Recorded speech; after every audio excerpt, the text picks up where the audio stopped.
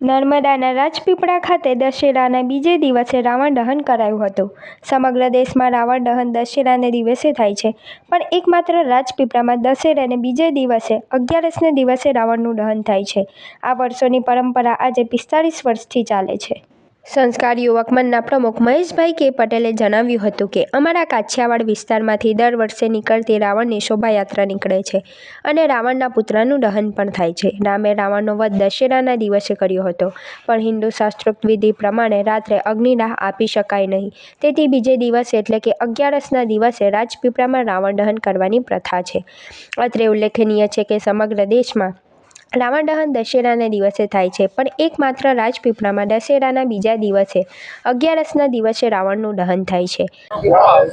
અમે ઘણા વર્ષોથી આ રાવણને બનાવીએ છીએ, જેમાં સૂકું ઘાસનો યુઝ કરીએ છીએ, એમાં ફટાકડા ભરીએ છીએ અને ત્યાર પછી એનું દહન કરવામાં આવે છે.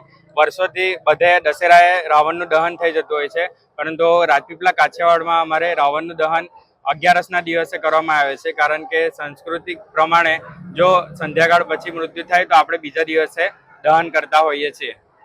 એટલે અમે આ રીતની પરંપરા અમે વર્ષોથી જાળવી રાખી છે. આજી વખતની અમારી થીમ ઓપરેશન સિંદૂર છે. ઓપરેશન સિંદૂર એટલે આતંકવાદીઓ જેવી રીતે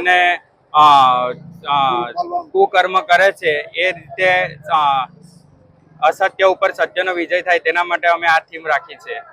છેલ્લા 45 વર્ષથી રાવણનું નગરયાત્રા માતાજીની સાથે કાઢવાય છે અને તેની અંદર રાવણને હવ સાથે લઈને નીકળીએ છીએ. જેવી રીતે કે એક પ્રતીક થાય કે ભાઈ બુરાઈનો અંત આખરે શું આવે છે તે અમે દર્શાવવા માટે અમે સમગ્ર રાજપીપળાની અંદર રાવણ રૂપી એક સ્ટેચ્યુ લઈને નીકળીએ છીએ અને 45 વર્ષથી આ કાર્યક્રમ ચાલુ રહ્યો છે.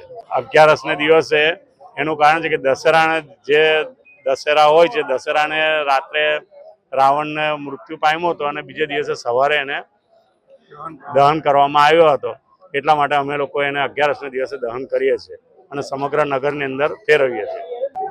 ખાસ તો એક જ ધ્યેય કે બુરાઈનો અંત કેવો આવે છે એ નગરમાં બતાવવા માટે જ અમે લોકો આ રાવણને સમગ્ર નગરમાં ફેરવીએ છીએ અને કાછિયાવાડની અંદર ફરી પાછા લાવીને કુમારિયા ઢોળની નીચે રાત્રે દહન કરીએ છીએ. અને તે વખતે આતિશબાજી રાવણની અંદર હોય છે અને સમગ્ર પબ્લિક ખૂબ ઉમળે છે અને બહુ જોવા માટે ઘણી બધી પબ્લિકો હોય છે. વ્યવસ્થા ખૂબ સારી હોય છે અમારી. આ વર્ષે પણ 11સે રાજપીપળામાં દશેરાના બીજા દિવસે રાવણનું દહન થયું હતું, જેમાં રાજપીપળામાં રાવણની ભવ્ય શોભાયાત્રા નીકળી હતી.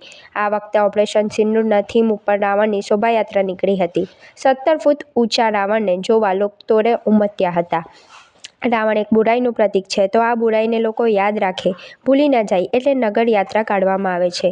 દર વર્ષની જેમ રાજપીપળામાં 17 ફૂટ ઊંચા રાવણની શણગારી ટ્રેક્ટરની ટ્રોલી પર સજાવી આખા ગામમાં ફેરવી ભવ્ય શોભાયાત્રા કાઢવામાં આવી હતી અને શોભાયાત્રા ગામમાં કરીને મોડી સાંજે કુંભારવાડમાં નીચે પહોંચી આતશબાજી સાથે રાવણના પુતળાનું દહન કરાયું હતું. આ કાર્યક્રમ દરમિયાન પૂરતો પોલીસ બંદોબસ્ત રાખવામાં આવેલ હતો. નવરાત્રી શરૂ અને નવી હોન્ડા સાથે શુભ શરૂઆત પણ શરૂ. નવસર્જન હોન્ડા ભરૂચ લઈને આવ્યો છે ગ્રેટેસ્ટ ડિસ્કાઉન્ટ, જેમાં જીએસટી માં સીધો 10% એટલે કે 13,900 સુધીનો લાભ. હોન્ડાની દરેક ટુ વ્હીલર સાથે મળશે પ્રી ગિફ્ટ, જેમાં helmet, body cover, rubber matting અને HSRP ફ્રેમ. એટલું જ નહીં, અહીંયા ટુ વ્હીલરના દરેક મોડલ્સ અને દરેક કલર હાજર સ્ટોકમાં મળી જશે. અને ફાઇનાન્સનું પણ કોઈ ટેન્શન નથી, કારણ કે અહીંયા છે આકર્ષક finance scheme and exchange offer જેવા ઓપ્શન.